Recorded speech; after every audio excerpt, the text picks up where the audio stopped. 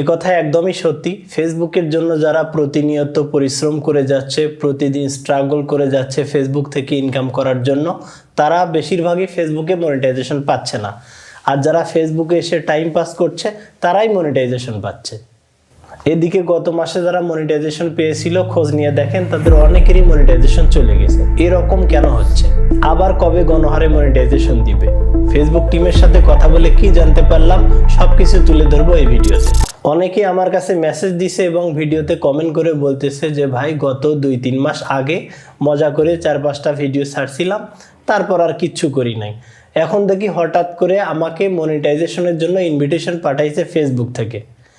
অর্থাৎ এর মানে হচ্ছে গত মাসে ফেসবুক এমন কিছু পেজে বা প্রোফাইলে মনিটাইজেশন দিছে যারা জানেই না কিভাবে মনিটাইজেশন টুলটাকে আনলক করতে হয়। ভাবা যায় এগুলা।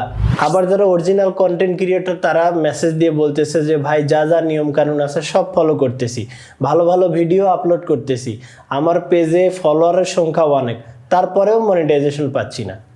আপনারা সবাই অলরেডি জানেন যে বর্তমানে শুধু একটা মনিটাইজেশন টুল চালু আছে, কন্টেন্ট মনিটাইজেশন। সেটা আবার ইনভাইট অনলি ফিচার। কন্টেন্ট মনিটাইজেশনের আন্ডারেই এখন reel, text, photo, long story সব কিছু ইনক্লুড করে দিয়েছে। মনিটাইজেশনের জন্য আগে যে ক্রাইটেরিয়াগুলো ছিল সেগুলো গত 2024 সালের অক্টোবর মাসের 4 তারিখে সব কিছু বন্ধ করে দিয়েছে। তার মানে হলো আপনি শুধু কাজ করতে থাকেন, ফেসবুক যদি চায় আপনাকে মনিটাইজেশন দিবে, আর না চাইলে না দিবে। অর্থাৎ আপনার সামনে কোনো টার্গেট নাই, আপনার ইনকামেরও কোনো নিশ্চয়তা নাই। ফেসবুক চাইলে মরা পেজেও মনিটাইজেশন দিবে, আবার যদি না চায় তাহলে ভালো পেজেও মনিটাইজেশন দিবে না। এটা খুব অন্যায় করা হচ্ছে অরিজিনাল কন্টেন্ট ক্রিয়েটরদের সাথে। সেই জন্য অনেক কন্টেন্ট ক্রিয়েটর ফেসবুক ছেড়ে অন্য প্ল্যাটফর্মে চলে যাচ্ছে। কিন্তু একটা ব্যাপার তো ক্লিয়ার, যে কোনো সোশ্যাল মিডিয়ায় চায় না তার অডিয়েন্স অন্য কোনো প্ল্যাটফর্মে চলে যাক। তাহলে ফেসবুক এমনটা করছে কেন?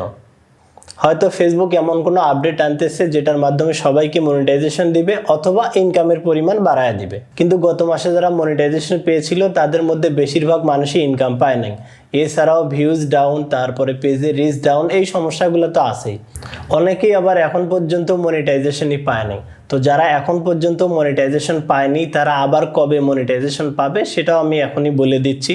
তবে তার আগে একটা পরামর্শ দিব, সেটা হচ্ছে যে বর্তমান সময়ে এসে আপনি যদি শুধু ফেসবুকে কাজ করতে চান বা শুধু ফেসবুক থেকে ইনকাম করতে চান, তাহলে সেটা সম্ভব নয়।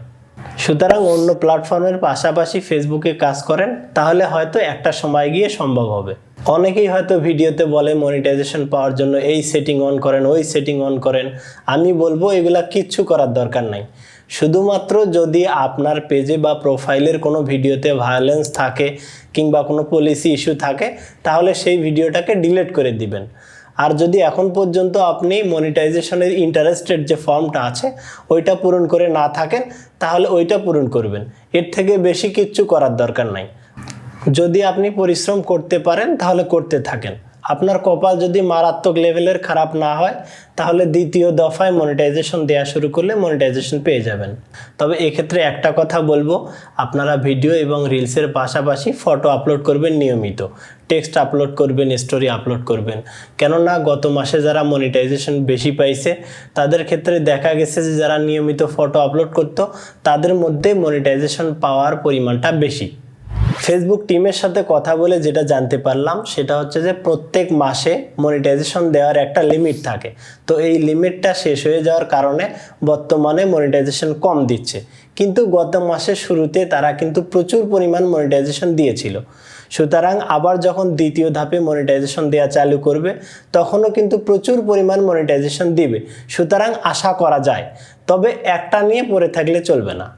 এখন কোথায় কাজ করবেন, কিভাবে কাজ করবেন সেই বিষয়ে আপনাকেই সিদ্ধান্ত নিতে হবে। আর সিদ্ধান্ত নেওয়ার ক্ষেত্রে এই ভিডিওটা একটা গুরুত্বপূর্ণ গাইডলাইন হতে পারে। আপনি চাইলে ভিডিওটাকে দেখতে পারেন। ভালো থাকবেন সবাই। আজ বিদায় নিচ্ছি। আল্লাহ হাফেজ।